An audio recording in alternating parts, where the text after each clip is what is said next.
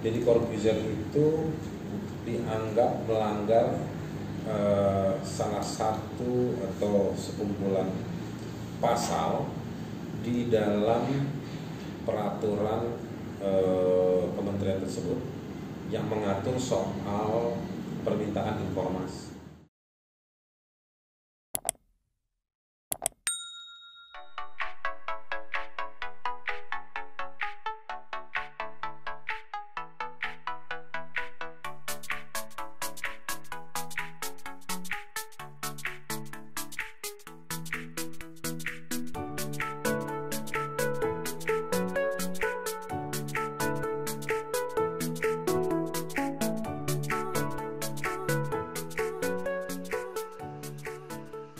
Halo orang-orang, apa kabar? Kita sekarang diskusi lagi. Saya aja yang banyak bicara, nanti Anda silakan kasih komentar ya di kolom komen. Kita akan membahas tentang seseorang. Orangnya nggak ada tapi biarin aja, cuek aja kita bahas. Yang kamu juga sudah kenal, namanya Deddy Corbuzier. Deadcore, kita panggil Deadcore aja ya. Mari kita imajinasikan bahwa dia ada di sini misalnya, botak gitu. Tapi nggak kayak dulu. Kalau kamu fokus sama matanya, sendok di rumah kamu bisa bengkok. Nah, tapi kita bahas soal yang menjadi ketertarikan saya soal ramainya dia hari-hari belakangan ini ketika dia datang ke salah satu rumah sakit menemui mantan Menteri Kesehatan Siti Fadilah untuk melakukan wawancara. Intinya di wawancara itu kurang lebih, mohon maaf nih ya kalau kurang pas, tentang bagaimana Siti Fadilah dulu menceritakan kerja-kerja dia sebagai menteri menangani wabah dan juga soal kasus korupsi yang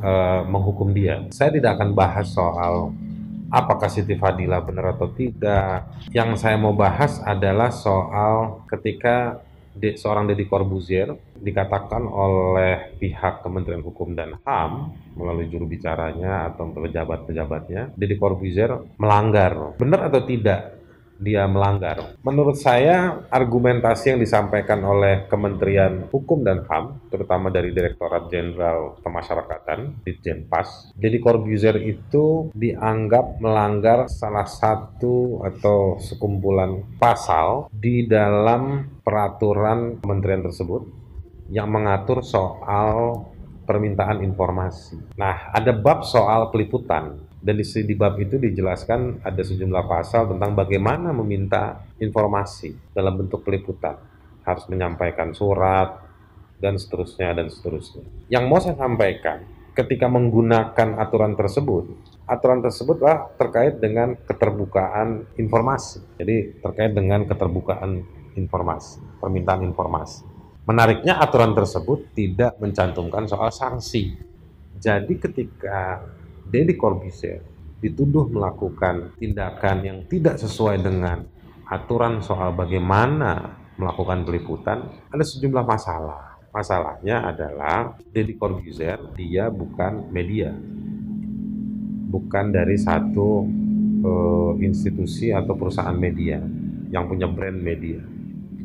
Dia adalah sosial media, artis sosial media, dia punya channel di sana. Dan sejauh sepengetahuan saya, bahwa aturan tentang keterbukaan informasi di Kementerian Hukum dan HAM itu tidak tepat, tidak serta-merta bisa diterapkan kepada seorang Deddy Corbuzier atau untuk melakukan peliputan pengambilan konten untuk sosial media tersebut. Nah, kalau dilihat bahwa pasal tersebut peliputan biasanya untuk jurnalis, untuk media, kalau memang ada pelanggaran, bisa dilaporkan ke Dewan Pers.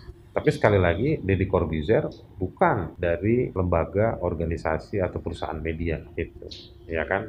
Ada mekanisme lain, itu mekanisme menguji akses informasi itu lewat Komisi Informasi Pusat, KIP. Tapi yang bisa memprotes atau mempermasalahkan adalah orang yang meminta informasi. Dalam hal ini misalnya dalam posisi si Deddy Corbuzier itu.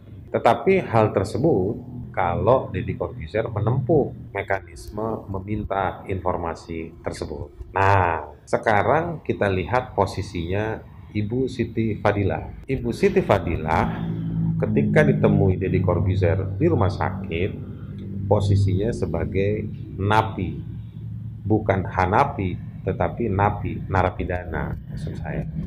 Nah, sebagai napi, dia punya sejumlah hak menurut Undang-Undang Pemasyarakatan.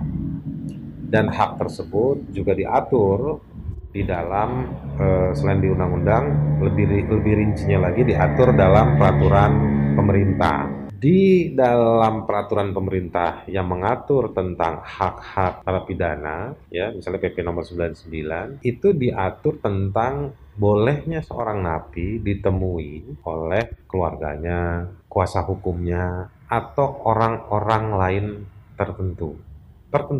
Jadi di luar orang-orang lain itu, di luar dari keluarga dan lawyernya, ada orang-orang lain, tapi tertentu. Cilakanya kita nggak punya aturan, nggak punya penjelasan, nggak punya rincian tertentunya itu seperti apa. Sampai di situ, saya cuma mau bilang bahwa secara aturan hukum, situasi ini menggantung. Tidak bisa, kalau saya berpendapat, tidak bisa mempermasalahkan apa yang dilakukan oleh Deddy Corbuzier. Bisa dipermasalahkan, tetapi tidak punya rujukan-rujukan hukum yang tepat. Kalau dicek pada kasus-kasus, banyak kasus-kasus napi keluar, kabur, ataupun penjara diterobos. Tapi persoalannya, peristiwa-peristiwa tersebut tidak pernah diselesaikan dengan baik. Akibatnya, tidak ada pembelajaran hukum. Itulah negeri kalau kebanyakan korup dan lobby untuk menyelesaikan masalah, akhirnya kita nggak punya jurisprudensi. Nggak punya jurisprudensi itu artinya nggak punya putusan pengadilan yang mengandung kaidah hukum untuk mengisi kekosongan hukum. Itu masalah kita. Banyak pengadilan itu, putusan-putusannya itu tidak bisa dijadikan satu pembelajaran hukum, dikenal sebagai kaidah hukum. Nah, situasi ini otomatis juga mau diselesaikan dengan logika hukum seperti apa? Karena nggak punya rujukan.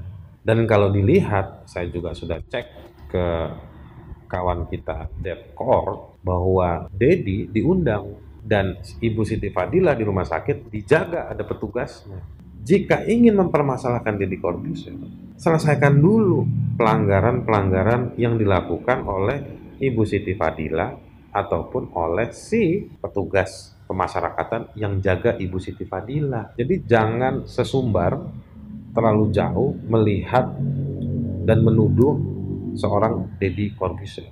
Di luar dari keterangan-keterangan legal, keterangan hukum yang saya sampaikan, seorang Deddy Corbuzier itu adalah tokoh publik atau orang public figure yang membangun karya informasi lewat dialog, lewat pertemuan. Jadi oleh karenanya, menurut saya harusnya paham dengan karakteristik tersebut, harusnya memahami bagaimana cara kerjanya seorang Deddy Corbuzier.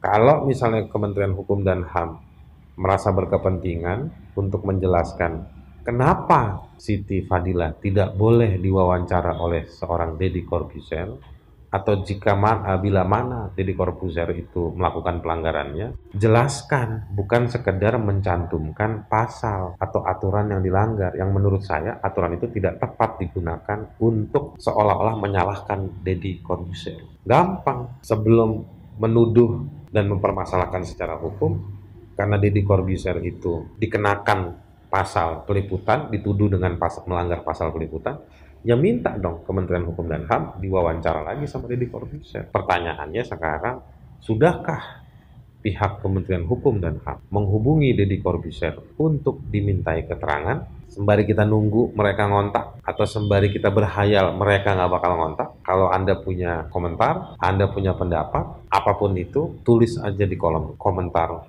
yang ada di video ini, ya enggak? Cukup sekian orang-orang sekalian.